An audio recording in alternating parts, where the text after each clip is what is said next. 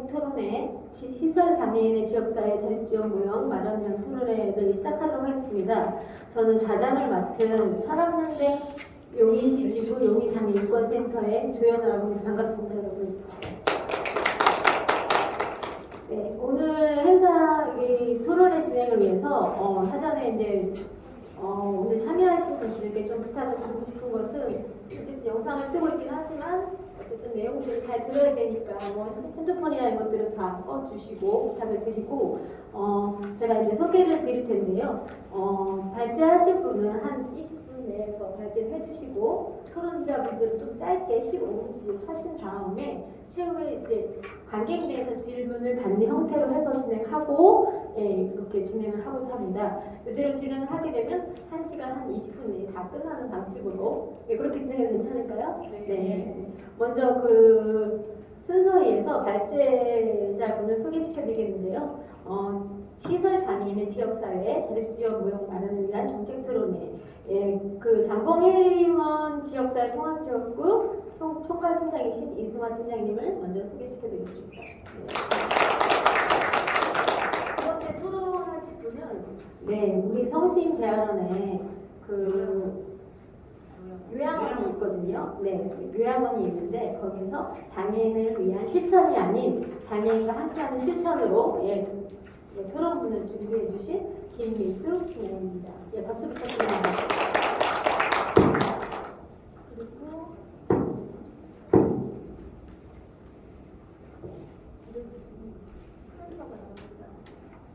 장애인의 탈시선에 관한 방안을 말씀을 해주실 거고요. 발달장애인을 중심으로 글을 준비해 주셨습니다. 경기대학교 일반대학원 이윤희 선생님이십니다. 마지막 토론자는 탈시선 장애인의 지역사회 흡수를 위한 자립지원 프로세스를 제목으로 해주셨고요. 오산 중증장애인 자립생활센터 자립생활주택팀의 사회복지사 이하근님입니다. 박수 부탁드립니다. 그 순서대로 진행하고요. 저희가 추가적으로 다른 얘기 없이 바로 발제를 듣도록 하겠습니다. 발제자분께 마이크를 넘겨드리도록 하겠습니다. 네, 안녕하세요. 인천에 있는 장봉혜림원에서 근무하고 있는 이승화입니다. 저는 오늘 시설장애인의 지역사회 자립지원 모형 마련을 위한 정책 토론회에 저의 발제 내용을 발표하고자 합니다. 먼저 제가 온보상의 탈시설이라는 용어를 기입을 했는데요. 이제 이 용어가 자립전환이라는 용어로 사용이 되고 있고 조금 불편한 부분이 있으시겠지만 저희가 정책적인 용어이기 때문에 불가피하게 사용을 했다는 점 양해를 해주셨으면 좋겠습니다. 장애인의 지역사회 자립은 장애인뿐만 아니라 장애인 복지에서도 중요한 정책이자 궁극적인 목표 중 하나로 1960년대부터 시작된 서구의 자립지원 정책과 비교해 한국은 최근에서야 탈시설을 중심으로 장애인 지역사회 자립 정책이 본격화되었습니다. 지난 정부의 국정과제에 장애인의 탈시설이 처음 명시되었고 제5차 장애인 정책 종합계획에 탈시설을 중심으로 하는 장애인의 지역사회 자립지원의 공식적인 정책 기조가 되었습니다. 현 정부의 110대 국정과제 중 하나로 47 장애인의 맞춤형 통합 지원을 통한 차별 없는 사회 실현이 채택되었으며 주요 내용 중 하나가 장애인의 지역사회 자립을 위한 주택 및 주거 서비스 지원입니다. 거주시설에서는 발달장애인의 지역사회 생활을 상상할 때 가장 먼저 떠오르는 것이 불안한 마음입니다. 밥은 제대로 먹을지, 보일러, 가스 등 주거 관리는 제대로 할 수 있을지 걱정합니다. 이런 것들이 잘 안 돼서 문둔형 복지 사각지대로 발견되지 않을까 염려합니다. 지역사회 통합돌봄은 이러한 불안감을 안치는 방향으로 진행되고 있습니다. 당장의 엄마표 지역사회 통합돌봄이 만들어지는 것은 어렵겠지만 예전과 비교하면 달라지고 있습니다. 과거엔 막연한 불안함을 넘어서지 못해 자립을 시도조차 하지 못했습니다. 지금은 필요한 돌봄이 무엇이고 어떻게 만들어져 갈 수 있는지 찾아보고 노력하고 있습니다. 오늘 우리는 지역사회 생활을 위한 돌봄을 내용을 구체화하고 당사자의 자립을 돕기 위해서 각각의 역할이 어떻게 정의해지고 연결되는지 나누게 될 것입니다. 이런 과정을 통해 삶의 거점만을 옮기는 불완전한 자립이 아닌 주민으로서 뿌리내릴 수 있는 자립지원 모형을 모색할 수 있다고 생각합니다. 발달 장애인의 지역사회를 주거 이전 후 필요한 돌봄의 내용을 저는 두 가지 혹은 세 가지 차원으로 분리합니다. 최저생활 보장을 위한 돌봄, 일반 생활의 불편 해소와 의미 있는 낮 시간 활동 보장, 관계와 어울림을 위한 지원으로 돌봄을 큰 분류로 해보겠습니다. 첫 번째, 기본생활 보장을 위한 돌봄입니다. 식사를 보장하기 위해서 처음에는 푸드뱅크를 연계했습니다. 그런데 대부분 버려졌고 당사자도 원하지 않았습니다. 그래서 반찬 가게에서 1인 식사량에 맞는 분량으로 반찬을 배달했습니다. 이것도 얼마 지나지 않아 버려졌습니다. 반찬 배달이 없이 혼자서 알아서 하는 식사의 방식을 선택했고 현재 그렇게 하고 있습니다. 그런데 자립생활을 지켜보면 굶는 경우는 거의 없습니다. 식사는 라면, 인스턴트, 간단한 조리 후 밥 등으로 하고 있었습니다. 자립 후 먹는 것에 관한 돌봄은 굶는 것이 아닌 영양이 포커스인 것 같습니다. 건강관리는 건강검진, 정기병원 진료, 복용량 정기적 복용을 돌봄 내용으로 정리하고 지원 방법을 찾았습니다. 고혈압 같은 만성질환이 갖고 있고 정기적으로 약을 타오고 복용해야 하는 당사자 중 몇 명은 병원에 가야 한다는 의지가 약했고 이사를 하면서 다녔던 병원과 멀어져서 새로운 병원을 찾아야 했습니다. 그래서 자신의 건강에 대해 알 수 있도록 건강 교육을 했고 다니던 병원을 옮기고 싶어 할 경우 새로운 병원을 함께 찾는 도움을 주었습니다.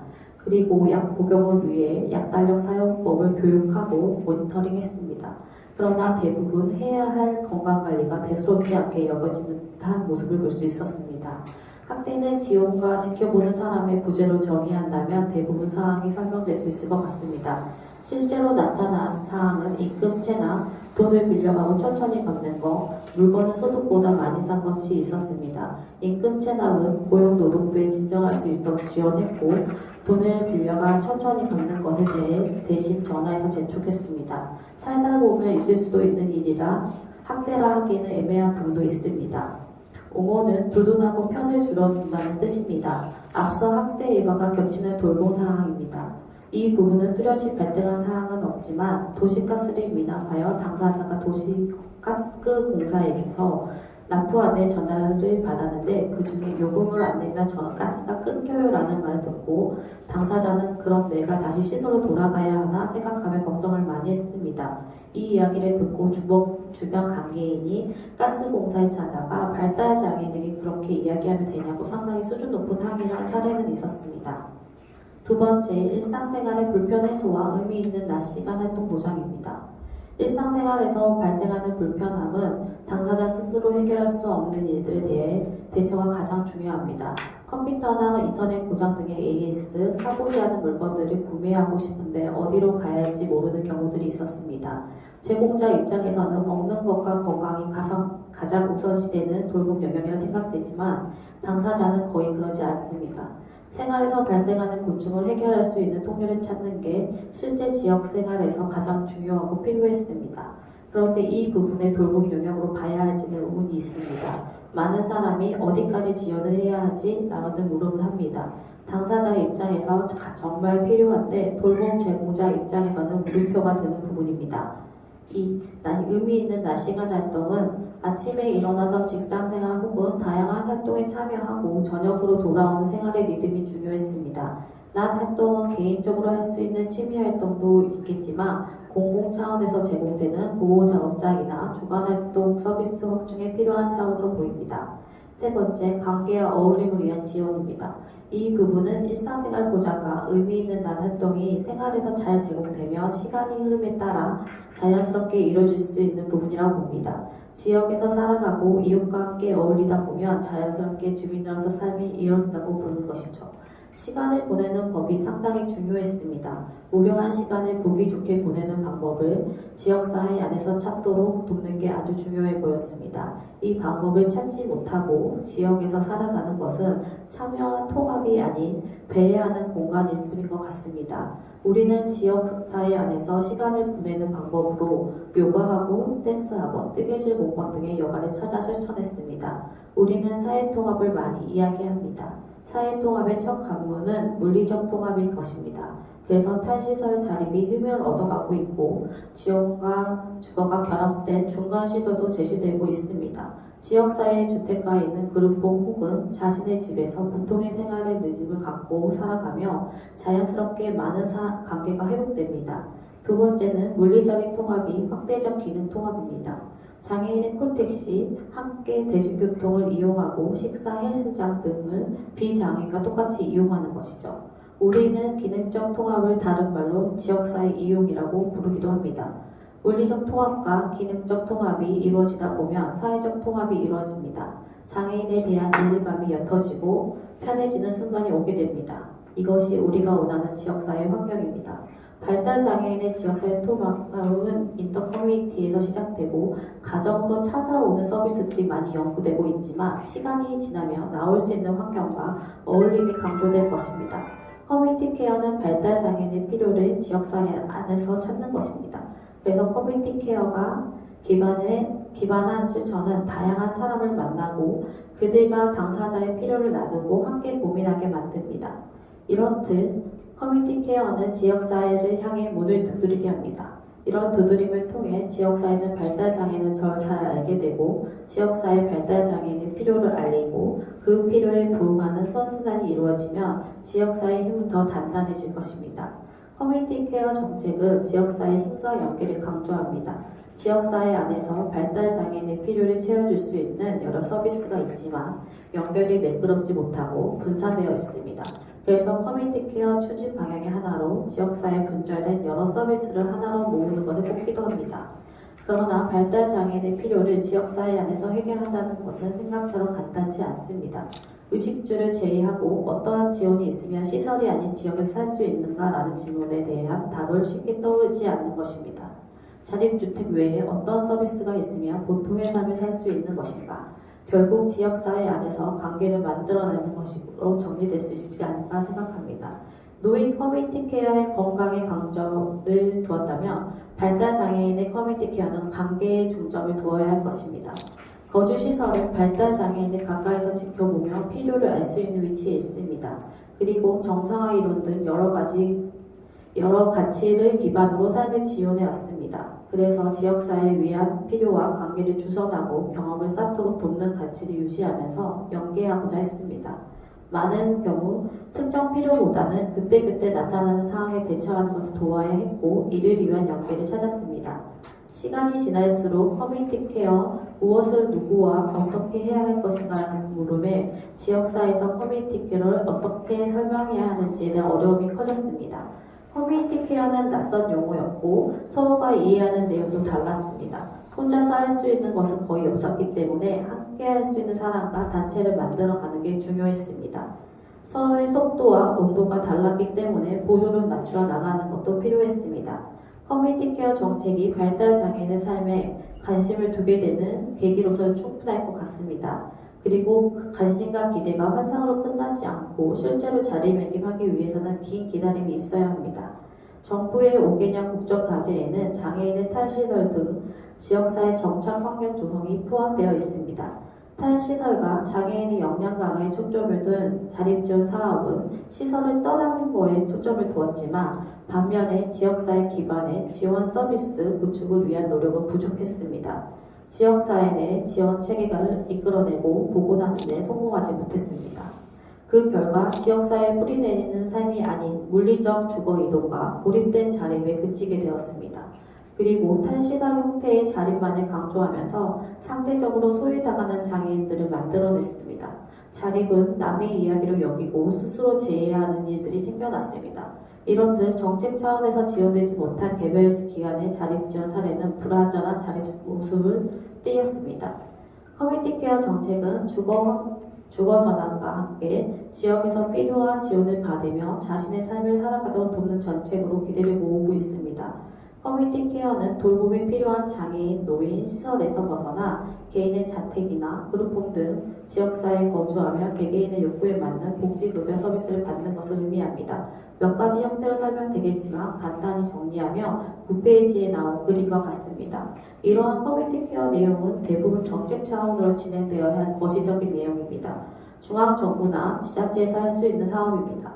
거점 병원 세우기, AI 결합 스마트홈 서비스, 탈시설 유도 방안 등과 같은 정책이나 기업과 연계해야 할 일들이기 때문입니다. 그래서 커뮤니티 케어와 민간 복지시설과 연관성을 찾는 시도가 필요했습니다. 정책이 아닌 실천의 관점에서 할 수 있는 일들을 찾는 중심 잡기가 요구되었습니다. 이는 각 기관 단체에서 할 수 있는 역할을 찾고 필요한 사람에게 연결해주는 기존의 역할에서 찾을 수 있을 것입니다. 정책 위주로 병리될 표를 발달장애인의 지역에서 안전적으로 살아가기 위한 필요한 내용으로 다시 정리하면 다음과 같습니다. 10페이지의 그림을 참고해 주십시오. 표의 내용처럼 커뮤니티 케어는 혼자 제공할 수 있는 내용이 아닙니다. 다양한 기관과 단체가 협력해야 합니다. 그래서 커뮤니티 케어의 핵심은 협업으로 꼽기도 합니다. 발달장애인의 커뮤니티 케어는 주로 시설에서 지역사회로 주소지를 옮기는 주거전환과 발달장애인이 살기 좋은 마을 만들기 형태로 이루어지고 있습니다. 이러한 움직임은 보통 다음의 형태를 띠고 있습니다. 금천장애인 종합복지관 인천용현 남초등학교에 일반적인 의사소통을 제한이 있는 사람을 위한 보완 대안 의사소통을 활용한 AAC존 조성을 통한 발달장애인의 지역생활 이용을 돕는 형태, 가천시 장애인 종합복지관은 장애인과 비장애인의 지역사회 주민으로 구성된 소모임 활동을 지원하여 장애인에 대한 지역 주민과의 인식 전환을 깨하고 이를 통한 지역 복지의 주체로 역할을 해낼 수 있도록 돕는 스몰파크 사업, 동대문 장애인 종합복지관은 지역에서 살아가면서 도움이 필요한 순간 도움을 받기 위한 대응 전문 사회복지 요원을 긴급 출동하여 대처할 수 있도록 돕는 24시간 도움콜 사업, 인천 장애인 종합복지관은 장애인과 지역 주민이 1대1 매칭되어 발달장애인이 지역에서 생활하면서 느끼는 어려움이나 차별 요소에 나타날 때 옹호를 받을 수 있도록 돕는 등 일상생활에서 지역사회와 발달장애인을 이어주는 시민옹호 사업, 장봉그룹법에 대규모 시설에서 총탄이 간호사가 있어 건강지원을 받지만 소규모 시설에서 자립을 지원하게 될 때 지원 방향을 이용해 어려움을 느낄 수 있는 점을 참아하여 지역사회 내 병의원 주치 연계사업. 이러한 흐름은 민간복지시설에서 발달장애인의 지역사회 생활을 위한 필요를 확인 후 개별 기관 차원에서 지역 단위로 일으켜내는 움직임입니다. 지역사회 안에서 발달장애인에게 관심을 두는 사람과 단체를 찾아 발달장애인 지역사회를 돕는 형태입니다. 주로 지역 주민과의 관계 맺기, 옹호인 만들기, 긴급사항 대처, 단골가게 형성, 편안히 진료받을 수 있는 병원 찾기 등으로 나타날 수 있습니다.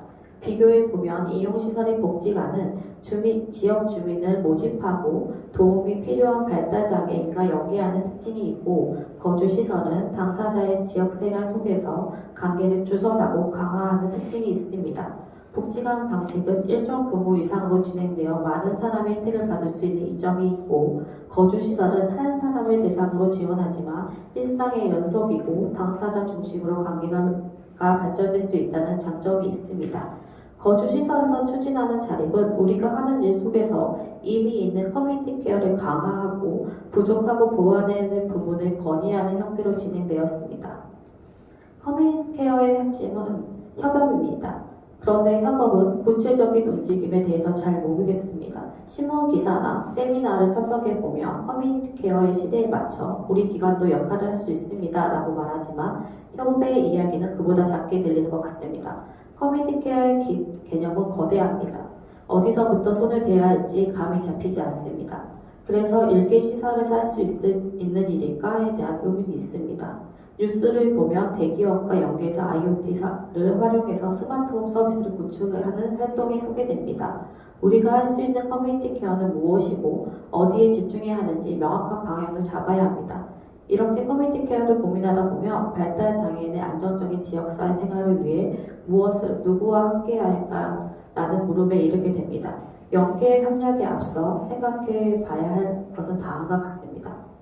첫 번째, 연계와 협력을 위해 목표가 분명해야 합니다. 장애인의 필요를 할 수만 있다면 구체적으로 정리하고 만나야 합니다. 협업을 위한 과제가 분명해야 연계도 잘 이루어집니다. 목표가 불분명하면 필요성만 공감하고 끝나는 만남이 많을 수밖에 없습니다. 두 번째, 당사자를 소외시키지 않아야 하도록 주의해야 합니다. 연계와 조정, 즉 서비스 제공을 이야기하면서 당사자의 입장이 아닌 제공기관의 입장에서 제공될 때가 대부분입니다. 당사자의 입장에서는 연계 혹은 서비스 필요를 느끼지 않는데 제공기관에서 욕구가 앞서기 쉽습니다. 그리고 서비스 제공에서 그치지 않고 당사자의 지역사회 생활 능력이 향상되는 것에 초점을 맞춰야 합니다. 세 번째, 상대 기관의 역할을 사전에 파악하고 만나야 합니다. 커뮤니티 케어의 필요를 채우기 위해 성급히 협력에 앞세우려고 하지 않아야 합니다. 각 기관의 역할을 듣고 파악하며 이야기를 풀어나가야 합니다. 커뮤니티 케어는 복합적인 개념이라서 제공 주체별로 돌봄 내용을 분리해야 합니다. 공공에서 추진하는 커뮤니티 케어는 민간에서 진행할 수 있는 커뮤니티 케어 그리고 이웃 케어와 내용이 다릅니다. 공공에서는 정책적인 차원으로 접근하고 민간에서는 가치화에 근거해서 개별적으로 유연하게 접근할 수 있습니다. 공공기관 혹은 정책적으로 추진해야 할 커뮤니티 케어는 지역생활의 기본적 측면을 보장하는 것입니다. 주거를 확보하고 기본적인 의식주와 건강 모니터링 시스템을 보장하는 것이 애가 될 수 있습니다. 이웃 케어는 주변에 함께 살면서 장애인의 필요를 체크하고 지원할 수 있는 장점이 있습니다. 그리고 복지기관은 이웃이 지원하기 어려운 필요와 책임성 있게 서비스해야 할 내용을 지원할 수 있습니다. 그래서 지역사회 안에서 여러 복지기관이 가진 역량을 모으고 숨어있는 좋은 이웃을 찾아 장애인의 지역생활을 지원할 수 있도록 연계해야 합니다. 커뮤니티 케어를 추진할 때 연계와 협력을 많이 이야기합니다. 그러나 적용 단계에서는 당사자와 소통이 매우 중요합니다. 당사자와 합의되지 않은 돌봄 지원은 원래의 목표를 이루기는 어렵습니다. 그리고 돌봄이 아닌 강요로 변질되기 쉽습니다. 일반적으로 돌봄 내용 제공이 아닌 당사자와 함께 커뮤니티 케어를 필요로 합니다. 그리고 중요합니다. 그래야 성공할 수 있기 때문에. 그러나 주변의 사람들은 걱정과 우려로 이게 필요해라는 태도로 앞세우게 됩니다. 걱정과 우려가 합리적일지라도 생명과 안전에 우려를 주지 않는 한 선을 지켜야 합니다. 의도가 좋아도 당사자가 필요를 느끼지 않으며 관계가 오래 가지 못합니다. 처음에는 잘 진행되는 것 같아도 시간이 지나면 대부분 끊어졌습니다. 돌봄 제공자가 만남의 시기를 일주일에 한 번, 한 달에 한두 번 이렇게 정해놓고 시작한 관계는 잘 되지 않았습니다. 때 되면 한 번 생각나고 필요할 때 연락할 수 있는 만남이 오래 갔습니다. 앞으로 커뮤니티 케어의 정책은 발달장애인을 바라보는 주변 사람의 이런 불안감을 잠재우기를 기대합니다. 물리적인 공간의 계약은 중요하지만 장애인의 커뮤니티 케어는 탈시설에 국한되지 않습니다. 탈시설을 포함하되 탈시설의 전부가 아닐 것입니다. 탈시설과 함께 적지만 공동체 생활을 원하는 당사자가 분명히 있고 완전 자립보다는 확보된 지원과 지역사회 삶의 공존을 하는 소규모 거주 시설 생활을 선택하는 당사자도 있습니다. 거주 공간의 형태는 주거 인프라 늘려가되 개인의 선택에 맡기고 발달장애는 살 만한 주변 환경을 만들어가는 데 초점을 두는 목표 설정이 우리 커뮤니티 케어의 핵심이라고 봅니다. 네, 이상으로 발표를 마치겠습니다. 네, 제가 말씀드린 20분 내에서 맨 처음에 다 가능하실지 몰랐는데 다 발제를 잘 해주셨습니다. 발달장애인 커뮤니티 케어를 중심으로 해서 봤을 때 개발화의 목적을 잘 수립하고 당사자주의의 입장을 중심의 입장을 고려하고 지역사회 다양한 연계와 협력으로 장애인 경험을 늘려가고 연계를 통해서 협력을 높여가면서 장애인을 지원하자. 그리고 탈시설뿐만 아니라 지역의 삶에 그런 지원 삶의 공존을 말씀해 주신 것 같습니다. 네, 감사합니다. 다음 토론 이어가도록 하겠습니다. 장애인을 위한 실천이 아닌 장애인과 함께하는 실천을 중심으로 해서 성심요양원의 김민수 팀장님, 네, 부탁드리겠습니다. 안녕하세요. 사회복지부인 성심병원에서 근무하고 있는 김미숙입니다. 저는 오늘 장애인을 위한 실천이 아닌 장애인과 함께하는 실천이라는 목표를 갖고 발표를 해보겠습니다. 장애인은 자신의 의사결정과 관계없이 삶 속에서 누구나 누리며 당연히 살아가는 것들을 누리지 못하고 사회적 차별과 배제 속에서 자신들이 주어진 환경에서 살아갑니다. 이로 인해 우리 사회는 장애인들이 시설에서 거주하는 것을 당연하게 생각해 왔습니다. 국가의 복지 정책에 맞추어 시설의 한정된 환경과 맞춤형 서비스 안에서 사는 것이 장애인들에게는 최선의 삶이라고 인식되어 왔습니다. 하지만 2014년 유엔 장애인 권리위원회에서 최종 견해를 받아 장애인의 인권에 관한 국제사회의 기준을 이행하기 위한 노력을 하였고 2017년 7월에 발표된 문재인 정부 국정 5개년 문재인 정부년 5개년 계획에서는 장애인을 위한 탈시설이라는 표현이 등장하였습니다. 장애인에 대한 탈시설 정책은 이전에도 종종 강조되어 왔으나 정부가 이를 공식적으로 장애 정책의 핵심 의제로 올려놓은 것은 최초라고 할 수 있습니다. 장애인을 거주시설에서 보호할 게 아니라 비장애인과 마찬가지로 지역사회에서 거주할 수 있도록 하자는 것은 단지 거주시설의 환경이 열악하거나 우리가 종종 발생하는 인권 침해 때문만은 아닙니다. 국가가 비준한 유엔 장애인 권리 협약에서 제시했듯이 자신의 거주지와 동거인을 선택할 기회를 가지고 특정한 주거 형태를 취할 것을 강요받지 않는 것은 모든 장애인이 누려야 할 권리이기 때문입니다. 또한 장애인이 지역사회에서 다른 사람들과 동등하게 거주할 수 있도록 보장하는 것은 협약을 비준한 국가의 의무이기도 합니다. 서구에서는 1970년대에 시작해서 완성 단계에 있는 탈시설화 정책이 우리나라에서는 이제 시작되는 것이지만 현 시점이 장애인 복지에 중요한 변곡점이 되는 것은 분명합니다. 탈시설과 함께 논의되는 장애인의 자립생활은 장애인의 의사결정과 일상생활을 영위하면서 타인에게 의존하는 것을 최소화하고 스스로 선택하고 자신의 삶을 통제하는 것을 의미합니다. 발달 장애인의 안정적인 탈시설과 자립생활을 위해서는 구체적인 대안이 필요합니다. 특히 발달 장애인의 자립생활은 개별적인 상황에 기반을 두어 계획되어야 하고 개개인의 경험 특성을 포착하여 적절한 대안을 제시할 수 있어야 합니다. 우리가 작년에 겪어봤던 성심 재활원과 또 자립주택으로 간 거주인의 이야기를 한번 해볼까 합니다. 발달장애인이 탈시설을 한다는 것은 다른 장애인과는 달리 더 많은 욕구와 서비스 지원이 필요하다는 것이고 탈시설과 자립생활에 대한 통합적인 관점에서 이해가 필요합니다. 특히 인권문제로 인한 시설 폐쇄의 경우에는 탈시설 준비가 안 된 지역사회에서 시설 폐쇄 이후 장애인들의 새로운 터전인 자립주택의 공급이 어려울 뿐만 아니라 시설 내에서의 자립훈련 및 지역사회에서의 삶이 준비되지 않고 자립주택이 있다고 해도 발달장애인이 적응하는 데는 상당한 시일이 걸립니다. 시설 폐쇄로 인한 탈시설을 진행한 프리웰은 법인 차원에서 탈시설을 적극적으로 견인해서 지원주택 68%, 자립생활주택 1%, 타시설 전원 20%의 성과를 거두었지만은 대구 희망원은 자립이 41%, 전원이 52%였고요. 우리 오산의 성심재활원 같은 경우에는 자립주택이 38%, 탈시설 전원이 53% 이렇게 이행이 되었습니다. 이것은 인권 문제 등으로 인한 시설 폐쇄에 의한 자립은 이루어지지 않고 있으며 제도적으로 장애인의 자립생활 지원에 있어 발달장애인이 크게 고려되고 있지 않다는 방증일 것입니다. 현 자립생활 지원체계 하에서 문제는 발달장애인이 지역사회로의 자립단계에 들어설 때 이들의 특성에 적합한 자립생활 지원 및 촉진체계가 마련되어 있지 않다는 점과 장애인이 살아갈 지역사회 내 사회적 지지 기반과 연계성이 부재일 것입니다. 이들이 지역사회 내에서 한 구성원으로 통합되어 사회적 관계를 맺으며 성공적인 자립생활을 누리기 위해서는 주체자인 당사자의 일상생활에 맞춰진 다양한 사회적 네트워크 구축을 위한 지원이 이루어져야 합니다.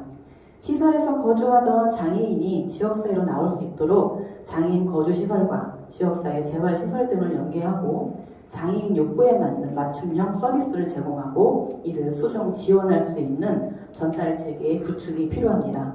현재 장애인 거주시설은 30인 이상 대규모 시설에 신규 설립은 금지하고 있으나 공동생활가정 등 30인 미만의 시설은 증가하고 있습니다.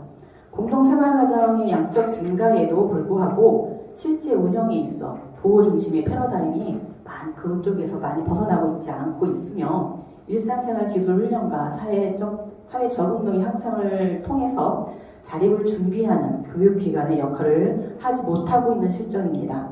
우리나라보다 시설 거주장애인의 자립생활 문제를 선행해서 겪은 미국 등 해외에서는 공동생활 가정에서 생활 시 자립생활 기술의 중요성과 공동생활 과정 이후 완전 자립을 통한 사회복귀의 측면을 강조하는 연구들이 수행되고 있습니다. 시설 거주 발달장애인이 지역사회 내 주체적인 삶을 살기 위해서는 기존의 거주 형태를 넘어선 새로운 대안에 대한 논의가 필요하고 이를 바탕으로 구체적인 추진 전략이 수립되어야 합니다. 거주시설 장애인의 경우 시설에 머무르는 동안 안정된 보호 중심의 서비스는 받고 있으나 자립생활로 가기 위해서는 개인적인 준비와 더불어 가정의 무관심, 지역사회 차별 등 여러 가지 장벽으로 인해 어려움이 있습니다. 이들의 다수가 무연고이거나 가족의 지원을 받기가 힘든 경우가 많으며 실제로 어렸을 때부터 원가정을 떠나 시설 안에서 생활에 익숙해져 있는 경우가 많기 때문에 독립 시 공동생활에서 표출되지 않는 새로운 문제들이 발생할 가능성이 높습니다. 발달장애인들의 자립생활은 보통 지원생활을 의미하고 지지적인 환경을 만들어주어 지역사회의 자신의 주거공간에서 살아가도록 하는 것이며 소득, 주택, 개인 돌봄 지원, 후견인, 관리 옹호 제도 등과 같은 지지적 환경을 기반을 마련하여 지원해야 합니다. 발달장애인의 특성상 완전한 자기 결정에 기반한 자립생활은 불가능하다 할지라도 이전보다는 상대적으로 더 자립적인 생활이 가능하다면 이것으로도 자립을 볼 수 있다는 상대적 자립의 개념이 강조되고 있는 상황입니다. 모든 영역에서 자립이 아닐지라도 지금보다는 조금 더 자립적으로 누군가에게 의존하지 않는 삶을 살도록 지원하는 것입니다. 이제 지원자인 우리는 자립 생활에 맞춰 장애인 개인이 독립적이고 통합적인 삶을 살 수 있도록 장애인 중심 서비스를 지원해야 할 것입니다. 혹자는 발달장애인 중 중증장애인은 자기 신변관리도 못하고 말도 못하는데 어떻게 꿈을, 욕구를 물어보는데 어떻게 대답할 수 있습니까? 라고 질문합니다. 사람 중심 계획과 장애인 중심 지원 또는 자기주도 활동은 구분이 필요합니다. 자기주도 활동은 또는 장애인 중심 지원은 기본적으로 장애인의 자기 결정에 기반하는 것입니다. 당사자가 자기 결정을 할 수 있도록 지원하고 자기 결정을 하면 이를 활동으로 이어질 수 있도록 지원하는 것입니다. 그런데 자기 결정이 잘 안 되는 중증장애인의 경우 사람 중심 계획이 필요해집니다. 자기 결정이 안 되는 경우는 우리는 최선의 이익이라는 관점에서 전문가는 장애인 당사자라면 지금 이 상황에서 어떤 결정을 할 것인지 되게 분석하고 해석을 해야 합니다. 전문가는 촉진자의 역할을 하여 장애인뿐만 아니라 주변 사람들과 대화를 통해 장애인의 바람을 선택을 해석하여야 하고 이에 따라 지원 계획을 작성해야 합니다. 이러한 기법을 사람 중심 계획이라고 통칭하는 것이고 꿈이나 강점 찾기 등의 관련 기술이 있습니다.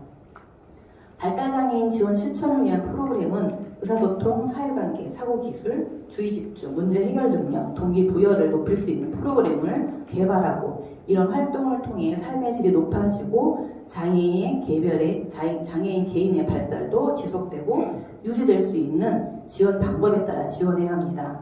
마지막으로 발달장애인 지원 프로그램 운영의 원칙을 소개할까 합니다. 기쁜 우리 복지관과 대구대학교 산업협력단에서 연구한 장애인 중심 서비스 지원을 위한 실천 기술 연구에서 제시한 발달장애인 프로그램 운영의 원칙은 다음과 같습니다. 참여자들은 안전이 담당자의 첫 번째 관심사여야 한다. 때때로 이들에게 위험을 무릅쓰는 기회를 제공하면서도 항상 안전한 프로그램 환경을 조성하는 것은 담당자의 의무입니다. 중증 발달 장애인의 경우 인간의 발달에 관한 지식이 있는 담당자에게 훈련과 지원을 받아야 합니다. 모든 참여자는 감각 통합, 인지 능력, 적응 행동, 자신 돌보기, 건강, 의사소통, 사회화, 신체 운동 능력 발달 등에 대한 관찰과 사정을 받아야 합니다. 담당자는 장애인들이 자신의 능력과 흥미에 맞는 활동에 참여할 기회를 제공해서 참여자들이 덜 의존적이되 더 성공적으로 될 수 있도록 해야 합니다. 하루의 일과는 여러 감각을 사용하는 접근법을 사용해서 수행해야 합니다. 담당자들은 개인의 인내력과 다양한 감각 자극을 수용할 수 있는 능력을 고려해서 환경을 조성해야 합니다. 프로그램은 참여자들이 활동과 교제를 선택할 수 있도록 해야 하는데 참여자들이 선택할 기회가 있는 프로그램을 디자인해야 합니다. 활동은 가급적 참여자가 습득한 기술을 잘 활용할 수 있도록 인위적이지 않는 자연스러운 환경에서 이루어져야 합니다. 담당자들은 이용자들에게 최상의 서비스를 제공하기 위해 최신의 장비를 활용해야 합니다. 이용인들은 주변을 둘러볼 수 있는 시간이 필요합니다. 담당자들이 이용인들의 독특한 성격을 존중하고 개별적 능력과 흥미를 인식할 때 비로소 신뢰관계가 발전할 수 있다고 합니다. 이상입니다. 네, 성심요양원 김승필 팀장님께서 당사자들의 주체적인 삶을 고려한 네트워크를 구축함은 물론 사람 중심의 서비스를 지원하고 삶의 질이 높아질 수 있는 프로그램을 개발하고 장애인 중심의 프로그램 운영 원칙을 고수하는 게 좋겠다 관련된 말씀을 해주셨습니다. 다음 토론 이어가도록 하겠습니다. 그 장애인 탈시설에 관한 방안을 말씀해 주실 건데요. 네, 경희대학교 일반대학원 이효리 선생님 부탁드리겠습니다. 네, 안녕하세요. 저는 장애인 탈시설에 관한 방안, 발달장애인을 중심으로 주제로 이야기할 이윤희입니다. 일단은 저는 그 자립을 생각을 했을 때 가장 중요한 것은 자립에 대한 조작적 정의가 다시 되어야 된다고 생각을 했습니다. 자립이라고 보통 생각을 하면 스스로 살아가는 것을 이야기하는데요. 그렇기 때문에 발달장애인은 스스로 살아갈 능력이 없기 때문에 자립을 할 수 없다라고 많이 생각을 하십니다. 그런데 자립에 대한 의미를 바꾸면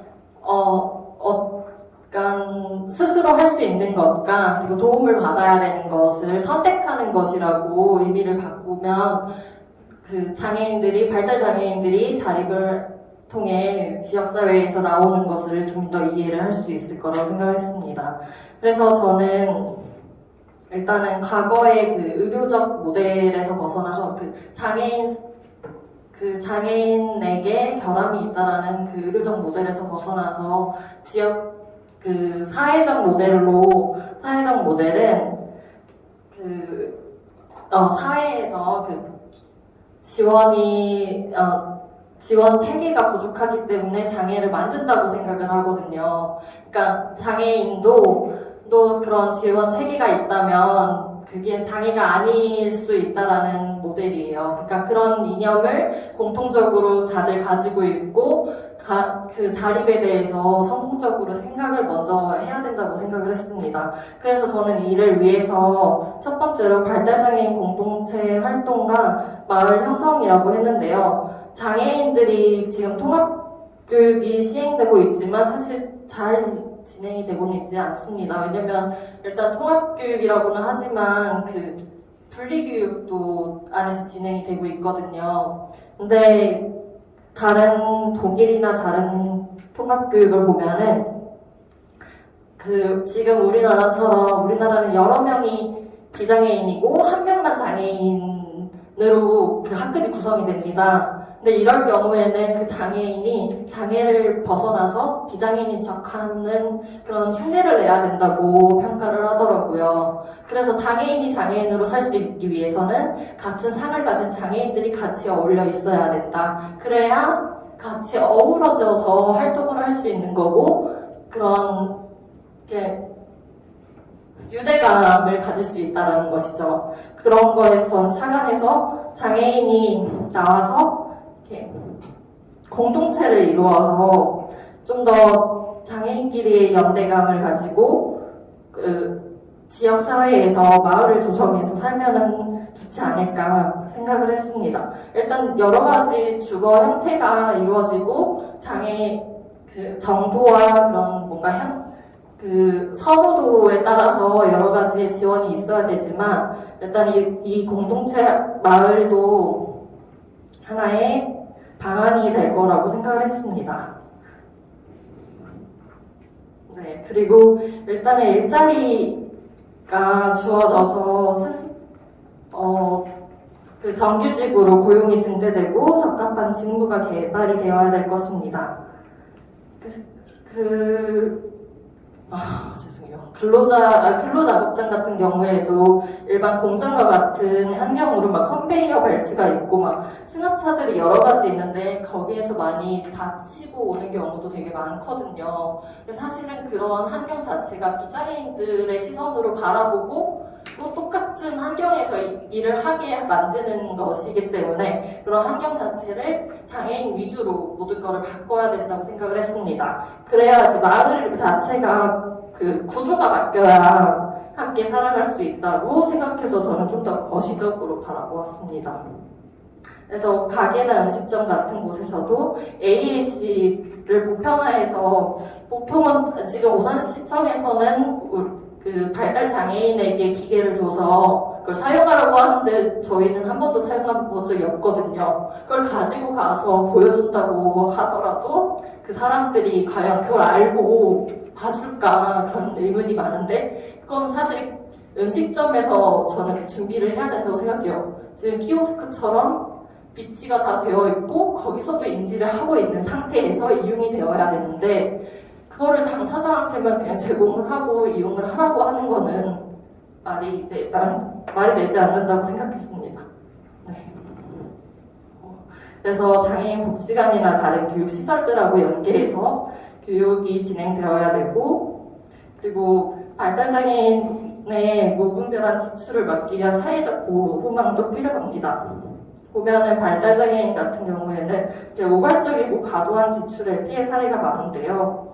그러니까 실제로 고가의 상품을 구입을 하던가 아니면 가까운 사람들의 갈취나 사기 같은 경우를 당하는 경우가 많고 어느 정도까지 써야 된다라는 통제가 어렵기 때문에 그거에 대한 그 사회적으로 어떤 제도가 마련이 되어서 좀 규제가 되어야 된다라고 생각을 했습니다. 그리고 5번째, 평생 계획을 수립을 해야 되는데요. 평생 계획이라는 것은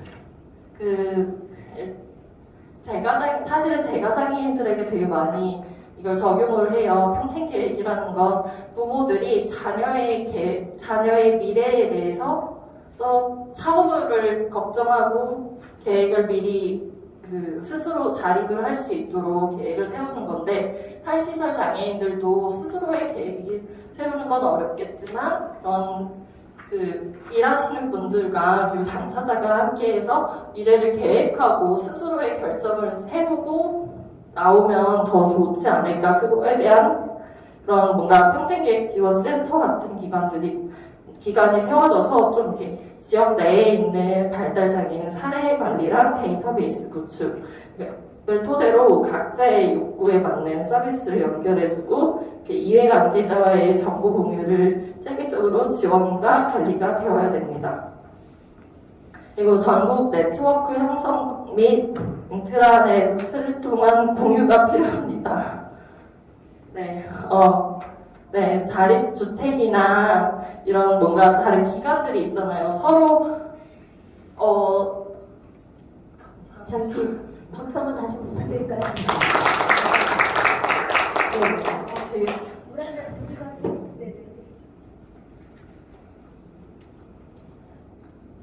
네, 각자 지역마다의 그런 활동이 각자 이렇게 하는 게 아니라 전국적으로 같이 공유되고 통합적으로 이루어져야 된다고 생각을 해서 전국 네트워크 형성 및 인트라넷을 통한 공유라고 작성을 했고요. 서로 성과 공유도 하고 벤치마킹 같은 것이 이루어져서 좀 뭔가 연합되어져서 함께 했으면 좋겠다라고 생각을 했습니다. 그래서 이러한 역할과 각자의 이런 활동이 공유되어서 자립 지원에 대한 매뉴얼이 개발되고 그리고 실무자들과 이해관계자들의 공유를 통해서 각자 어떤 것이 필요하고 어떤 것을 지원해 줄 수 있는지 고민을 했으면 좋겠습니다. 네, 그리고 이런 이해관계자들이 포함되는 그런 시민 의무 교육이 진행되어서 그런 이 자립을 위해서 필요한 자립 이념이 공유되고 그리고 그런 지원이 어쨌든 공통적으로 지원될 수 있다는 것이 저는 필요하다고 생각을 했습니다. 네.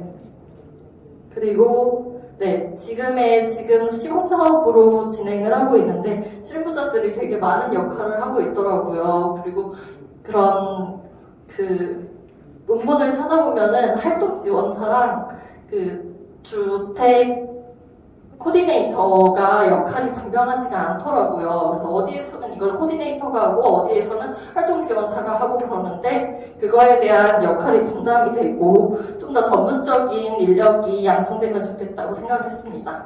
네, 감사합니다.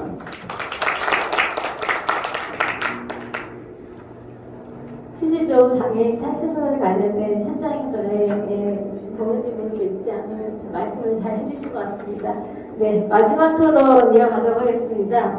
장애인 탈시설 장애인의 지역사회 흡수를 위한 자립지원 프로세스, 네, 오산아이의 이아름 사회복지사님 부탁드리겠습니다. 네, 안녕하세요. 오산중증장애인 자립생활센터에서 지금 자립생활주택팀 사회복지사로 근무 중인 이아름 복지사입니다. 저희가 이번에 발표할 주제는 탈시설 장애인의 지역사회 흡수를 위한 자립지원 프로세스라는 주제를 가지고 발표를 진행할 건데요. 목차를 보시면 자립생활주택 및 체험홈 실시 배경, 그리고 자립생활주택 및 체험홈 운영 현황, 이거는 경기도와 오산 중증장애인 자립생활센터 중심으로 진행할 예정이고요. 그리고 저희 센터에서 진행하는 프로그램, 그리고 주택과 체험홈 입주 후 입주자의 변화된 점, 그리고 저희 주택이랑 체험홈 진행 중에 어려웠던 점, 그리고 시설장애인의 지역사회 자립지원 모형에 대해서 설명드리도록 하겠습니다. 자립생활주택 및 체험홈 실시 배경에 대해 설명드리면 2019년도에 발생한 오산시 관내 거주시설 종사자에 의해서 거주시설 장애인이 학대당한 사건과 관련해서 저희 대책위를 꾸리고 실태 조사를 진행한 결과 거주시설에서 발생한 장애인 학대 사건의 경우 피해자와 가해자인 사회복지 종사자를 분리시켜 놓는 일 외에는 취할 수 있는 조치가 없다는 점과, 그리고 거주인 중 자신의 의사에 의해서 거주시설에 입소한 경우는 0건이었던 점, 그리고 동시에 실태조사에 참여한 거주인 14명 전원 자립을 희망해서 이를 반영한 탈시설 희망 거주인을 대상으로 자립생활주택 입주 희망자 면담을 진행하여 자립지원단 논의 후 지금의 자립생활주택 및 체험홈을 진행하게 되었습니다. 이거는 모든 거주시설에 인권 문제가 있다고 말하는 것은 아닙니다. 하지만 2021년 보건복지부와 중앙장애인권익옹호기관에서 연구한 장애인 학대 현황 보고서에 따르면 전체 발생자의 장애인 학대 현황 833건 중 12.2%가 장애인 거주시설에서 발생하였으며 주요 학대 행위자는 전체의 11.9%가 사회복지 종사자로부터 학대를 당했다고 조사가 되었습니다. 2022년 5월 보건복지부와 한국장애인개발원에서 진행한 탈시설 장애인 지역사회 자립지원 시범사업 운영 지침에 따르면 장애인의 주거 결정권 보장을 위해 장애인의 지역사회 정착 생활 환경 조성에 따른 사회적 요구와 증가함을 보여주고 있습니다.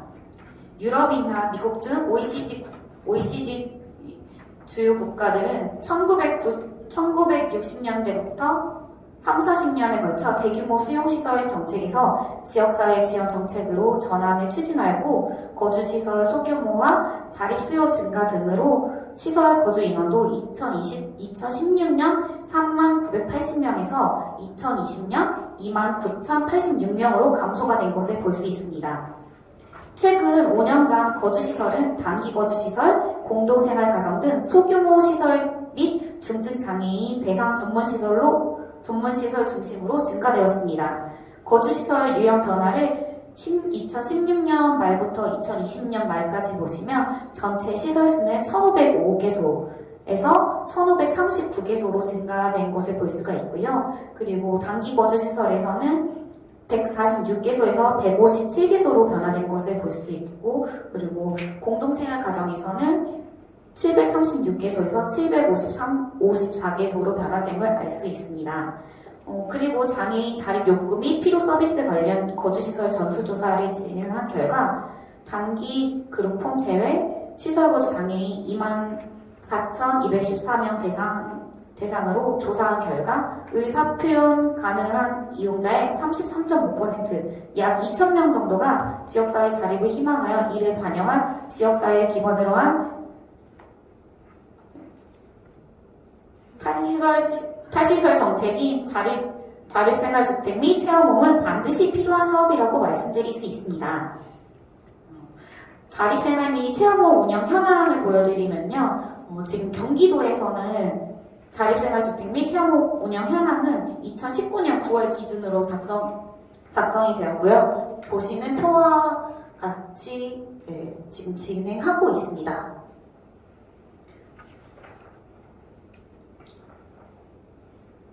그리고 지금 보시는 표는 저희 2022년 12월 오산중증 장애인 자립생활센터 기준으로 보시면 되고, 지금 체험모험 같은 경우에는 2022년 10월부터 자립생활 체험모험이 진행되었고, 자립생활주택 같은 경우는 2021년부터 진행이 되었고, 모두 주택 같은 경우에 모두 여성 자립생활주택으로 제공이 되고 있고, 1인 1실 한 채에 2분씩 생활을 하고 계십니다.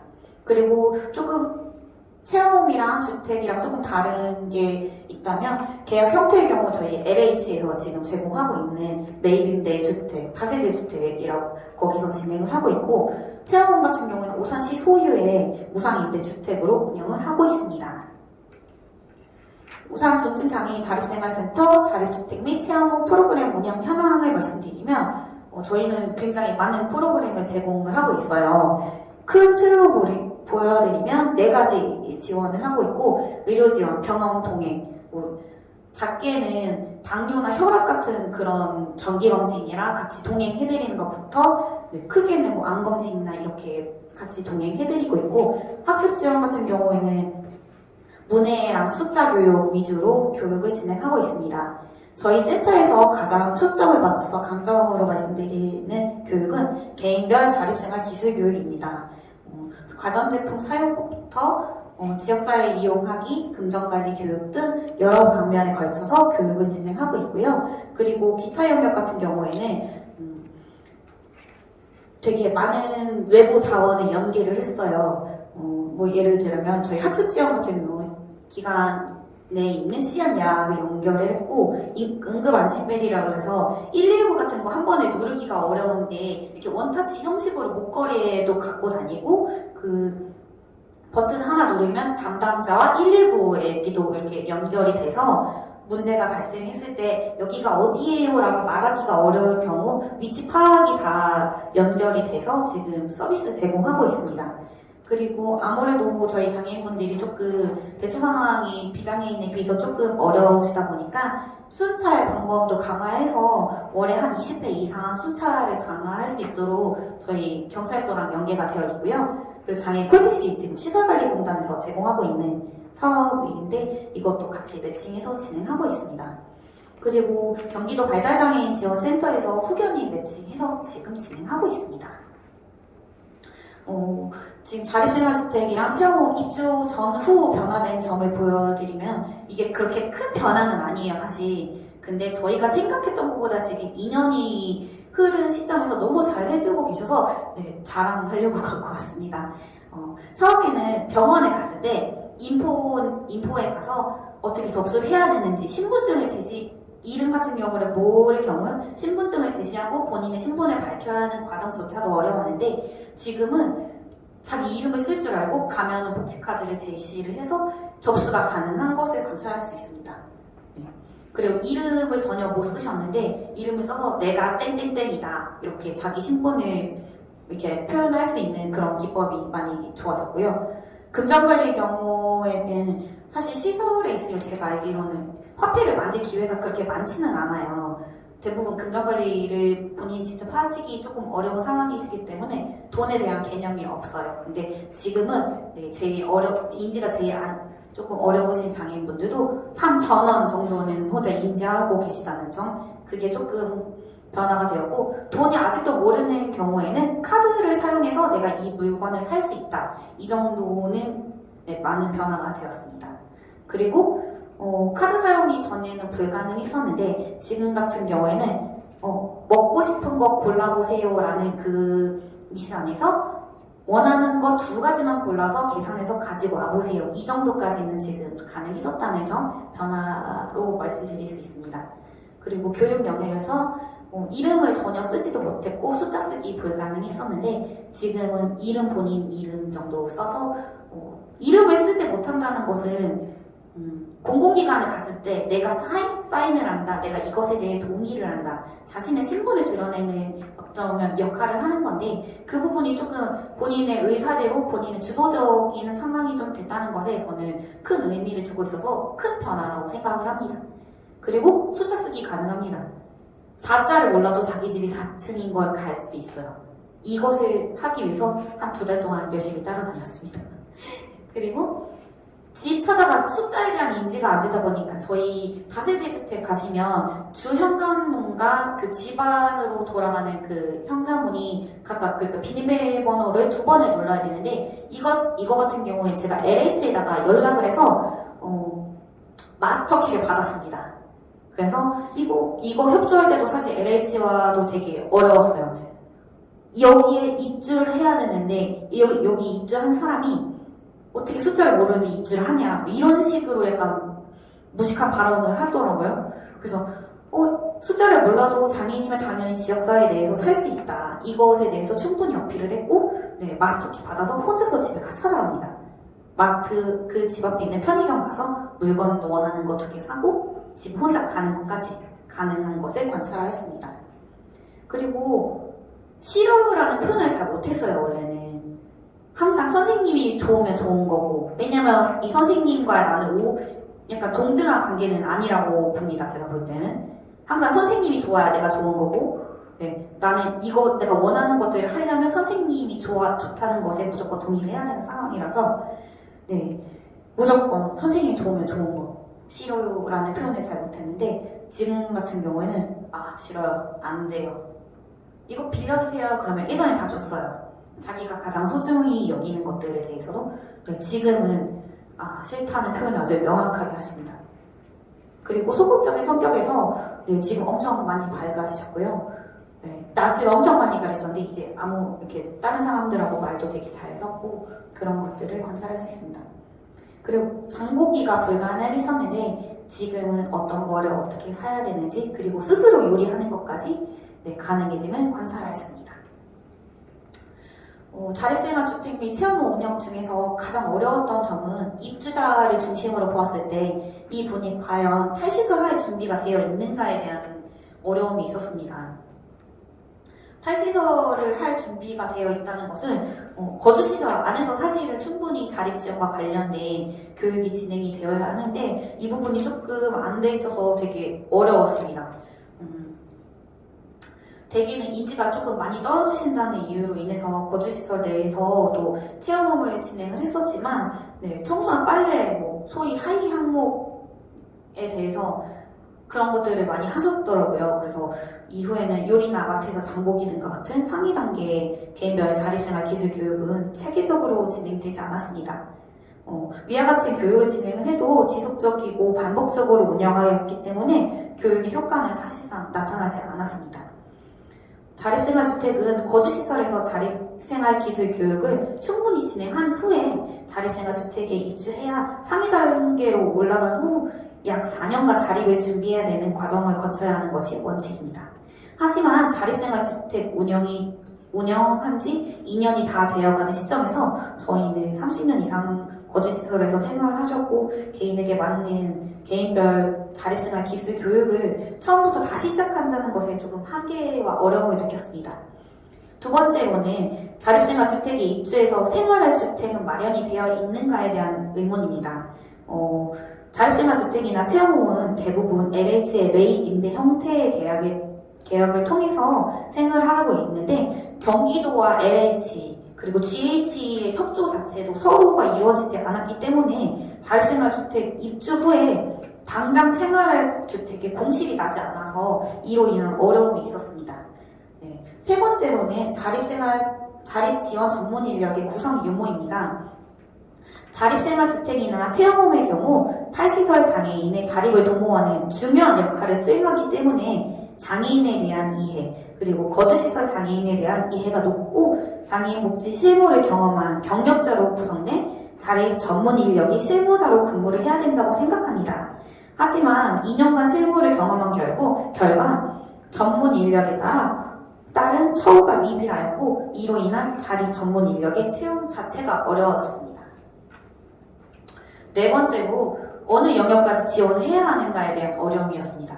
입주 후에 사실 자립생활주택 입주하고 나서 저희 담당자들은 2달 혹은 활동지원사가 구해질 때까지 사실 야근을 매일같이 일삼았고 주말에도 필요할 때 항상 출근을 했던 경험이 있습니다. 자립생활주택은 2021년부터 시작한 시범사업입니다.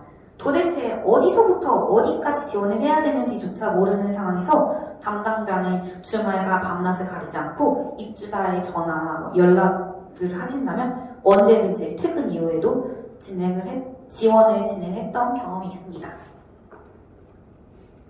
다음으로 시설장애인의 시설장애인의 지역사회 자립지원 프로세스를 보시면 자립을 희망하는 탈시설 장애인 중에서 거주시설에 계시는 장애인분 중에서 탈시설을 희망하시는 장애인을 대상으로 보신다면 거주시설에서의 역할은 여가 프로그램의 중심의 서비스와 프로그램 제공이 되면 안 된다고 생각합니다.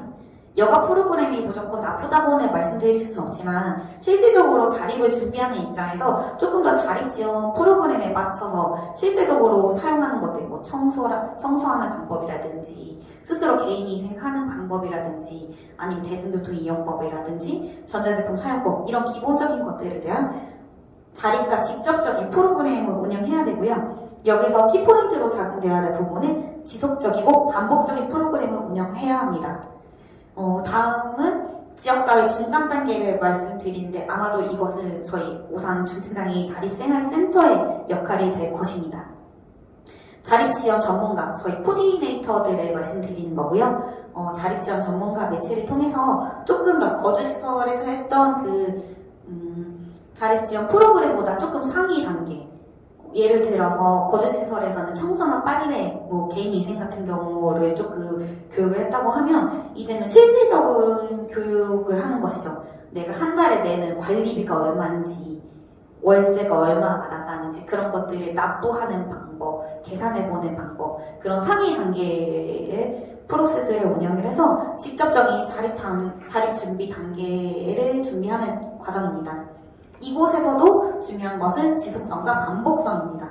거주시설과 저희 IS 센터의 역할을 보면 연계성과 지속성과 반복성이 가장 중요하다고 생각합니다. 마지막 단계인 지역사회 흡수 단계입니다. 완전 자립을 위한 단계라고 말할 수 있고요. 이러기 위해서는 약간 제도적인 방법이 뒷받침되어야 합니다. 24시간 활동 지원 및 전문 인력을 통해 지역사회 흡수 단계라고 말씀드릴 수 있고요. 이 단계에서는 지역사회 완전 흡수 및 저희 기관에서는 모니터링하는 단계로 진행을 할 수 있겠습니다. 여기서도 중간 단계와 흡수 단계에서는 연계성과 지속성이 요구가 됩니다. 네, 이거 시설에서 실질적으로 할 수 있는 지역사회 자립지원 운영 방법에 대해서 한 가지 팁을 알려드리자면요. 첫 번째 방법은 소거요법입니다. 예를 들어 장을 볼 때 거주인과 함께 동행을 하고 필요한 물품을 구매하는 전 과정을 담당 사회복지사와 아니면 지원 인력이 같이 진행을 합니다. 그리고 장보기 교육을 수차례 진행한 후에 다음 차시에 장보기 활동을 할 때는 사회복지사 역할을 하나씩 줄여서 거주인의 역할을 조금 더 확대시켜서 본인이 주도적으로 역할을 확대시켜 나갈 수 있는 그런 교육을 진행을 하도록 합니다. 이런 과정을 반복적이고 지속적으로 진행한 후에 거주인이 구매한 식재료를 토대로 요리하는 과정까지 진행하게 된다면 자립 준비의 기본적인 준비가 될 것입니다. 두 번째 방법은 강점, 관점 및 맞춤형 교육입니다. 저도 자립생활 주택에서 인지 위주의 프로그램을 진행하다 보면 사실 이분들은 장애가 있다는 것을 인지를 가끔 잊어버리고 계속 숫자를 많이 가르치고 좀 더 상위 단계의 교육을 진행하게 되는데 과연 이것이 이분들을 위한 교육일까라는 생각을 하게 되었습니다. 인지가 좋아진다고 자립을 잘 할까요? 서로 스트레스만 받는다고 생각을 합니다. 그래서 쓰레기 버리는 것을 잘한다. 그러면 그것을 더 나아가서 분리수거하는 장까지 스스로 갔다 올 수 있게 강점, 관점을 활용을 해서 교육을 진행한다면 그 부분이 조금 더 확대돼서 더 잘할 수 있지 않을까 싶습니다. 그래서 두 번째로는 강점, 관점식 맞춤형 교육을 진행을 했고요. 저는 약간 발달장애인분들 위주로 이 팁을 구성을 하게 되었는데 제일 중요한 것들은 반복적이고 장기적이고 지속적이고 연계성을 가지고 교육을 해야 합니다. 아무리 좋은 교육도 한 달에 한 번, 6개월에 한 번을 진행을 한다고 하면 이 교육의 효과성이 과연 높을까요? 저희도 사실 어제 뭐 먹었는지 엊그저께 뭐 먹었는지 기억이 안 나는데 한 달 전, 두 달 전에 있었던 일을 과연 교육을 하는 것이 과연 효과적일까라는 의문을 가져서 반복적이고 장기적이고 지속적이고 연계성을 가지고 운영을 해야 한다고 생각합니다. 이거 저희 교육 발표 마쳤는데요. 제가 처음에 자립생활주택에 입주해서 어떤 한 사회복지사한테 들었던 말이 기억이 납니다. 30년 넘게 그 거주시설에서 생활하셨던 복지사가 말하기를 이제는 눈빛만 보아도 알고 비장애인 내가 하는 게 더 빠르다라고 말하는 거를 본 적이 있는데 비장애인이고 사회복지사인 내가 모든 걸 다 해결해주고 처리해주는 게 과연 이 분들을 위한 길일까라는 생각을 하게 됩니다. 지금 그리고 현재 저에게도 이 질문을 해봅니다. 언제까지 그들의 인생을 책임져 줄 수 있을지, 혹은 그들이 할 수 있는 영역을 내가 편하다는 이유로, 장애인분들을 위한다는 이유로 내가 뺏고 있지 않은가 라는 물음표를 던져본다면 지역사회 내에서 구성원으로 살아갈 장애인분들을 위하는 길, 그것이 프로그램이나 서비스가 되어도 정답은 그 안에서 나오게 될 것입니다. 이상으로 탈시설 장애인의 지역사회 흡수를 위한 자립지원 프로세스에 대한 발표를 마치도록 하겠습니다. 감사합니다. 네, 수고하셨습니다. 실제 오산아이에서 주택을 운영하면서 체력목도 같이 관리하시면서 어떻게 변화되었는지, 어려운 점 뭐였는지 운영하면서 키포인트를 둬야 것, 그리고 또 팁까지 설명해 주시는 실제 실무자로서의 그 전문가로서의 자신감을 엿볼 수 있었습니다. 오늘 어쨌든 준비된 토론과 발제는 이렇게 끝났는데요. 혹시 발제자분께 혹시 그 토론에 대해 관련해서 하시고 싶으신 말씀이 있으신지, 다른 뭐 아니면 토론자분 중에서도 발제자분께 하고 싶으신 이야기라든지 뭐 이런 다른 이야기 없으시면 네, 현장으로 넘어가겠습니다. 혹시 현장에서 오늘 이렇게 탈시설을 위한 개선 방안 어쨌든 토론회를 진행했는데요. 발제자와 토론자 분들에게 궁금하신 내용 있으면 질문을 받도록 하겠습니다. 네. 네, 자신의 소개와 더불어 어떤 분한테 질문을 해주실지 말씀해 주시면. 예, 저는 그 발달장애 아들을 둔 아빠고요. 아빠로서 한번 좀 질문 좀 드리고 싶은데, 지금 결국 이런 얘기들이 지금 자꾸 거론된다는 자체가 상당히 긍정적으로 저는 보고 있고요. 조금 어쨌든 이런 것들에 대해서 여러 가지 무엇을 할 것인가, 시설장애든지 이렇게 얘기들은 오고 가고 있는데, 궁극적으로 이게 그러면은 뭔가 정책화되고 제도화되어야 되지 않겠느냐. 어쨌든 이게 뭔가 지금 탈시설부터 지금 이루어지고 있고, 탈시설 인원들에 대해서는 어떻게 한다는 매뉴얼은 아무것도 없잖아요. 근데 무조건 탈시설부터 시키고 있다고, 정부에서는. 그러면 이분들이 그러면 탈시설하기 위해서 사전에 뭐를 해야 되고, 그럼 사전 준비 단계는 뭘 하고, 그러면 초기 단계는 뭐를 해서 이 사회에 정착되게끔 하는 그런 게 제도적으로 좀 뭔가 만들어야 되는데, 이렇게 개별 이렇게 센터나 이렇게 열심히 노력하시는데, 결국 그런 것들이 한계가 있거든요. 결국 궁극적인 게 이제 의식주 해결 어떻게 할 거냐. 그리고 지역사회 커뮤니티 케어 차원에서 그러면 어떻게 연계시킬 거냐. 이런 것들이 이제 궁극적으로 여기서 여러 가지 안들이 많이 나왔거든요. 그러면 그런 것들이 결국은 이제 시라든가 국회의원이라든가 해갖고 이게 제도화돼서 이제 체계적으로 확산돼야 되는데, 또 우리가 운동장에 나가서 뽀로로 준다고 다 축구하는 거 아니지 않습니까? 이 사람들도 결국 기본적인 룰을 알아야 되는 거고, 기초 체력을 구성해야 되는 거고.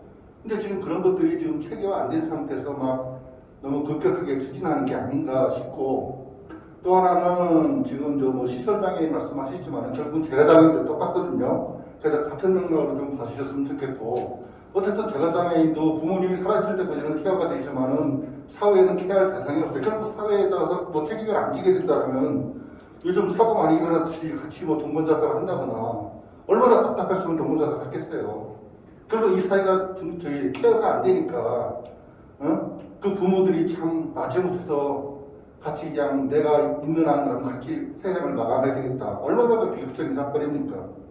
결국 그런 것들이 제도화되지 못했기 때문에 일어나는 사건인 것 같고, 아까 성순동 선생님이 말씀하셨듯이 발달장애인들에서도 전문 지식을 가진 분들이 이렇게 훈련하고 체계가 필요하다는데, 진짜 그런 분들이 육성이 돼야 되거든요. 솔직히 제 아들도 좀 중증인데 어디 가서 뭐를 배우고 싶고 훈련을 시키고 싶은데 그런 기관들이 없어요. 전문가도 없고. 그러니까 그런 인프라 같은 게 구축이 안 된 상태에서 이렇게 얘기하는 것도 중요하지만 그런 것들이 결국은 체계적으로 육성이 되고, 그래야지 결국은 이런 지역사회에 이렇게 우리 장애인들이 동등하게는 아니더라도 그래도 차별받지 않고 살아갈 수 있는 그런 밑바탕이 되지 않을까 그렇게 생각이 됩니다. 이상입니다.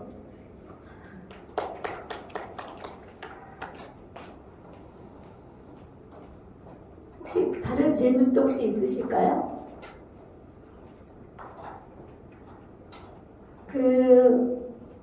어쨌든 당사자 부모님으로서의 현재 지금 상황과 각 영역에 계시는 분들의 말씀이 되게 좋고 현재 이 시점을 잘 알게 되셨다고 말씀하시면서 어쨌든 말씀해 주신 것 같은데, 제가 좀 어쨌든 자장으로 좀 말씀을 드리면, 오늘 나온 얘기는 다 당사자 중심의 삶의 질이 높아질 수 있는 어쨌든 사람 중심의 서비스, 그리고 당사자 관점의 개별화 지원, 이런 얘기들을 많이 하고 있는 것 같아요. 그래서 오늘 이 토론회가 마련된 이유가 그거라고 생각하고요. 더불어 제가 말씀드리고 싶은 마지막 이야기는, 최근 2012년 12월 10일 날 장혜영 의원과 최혜영 의원에 의해서 탈시설 제가 이렇게 준비해 왔는데요. 네, 장애인 탈시설 지원 등에 대한 법률이 장애인 삶을 시설에서 지역사회 전환하는 중요한 시작점이 되길 바란다며 법이 발의되었습니다. 네, 이런 과정 중에 있으니 그 법을 통해서 지역사회에서 녹아내는 역할들이 굉장히 중요하리라고 생각합니다. 이렇게 하시고 오늘 수고하신 모든 분들께 박수 부탁드리겠습니다. 이상으로 토론을 마치도록 하겠습니다. 네, 감사합니다.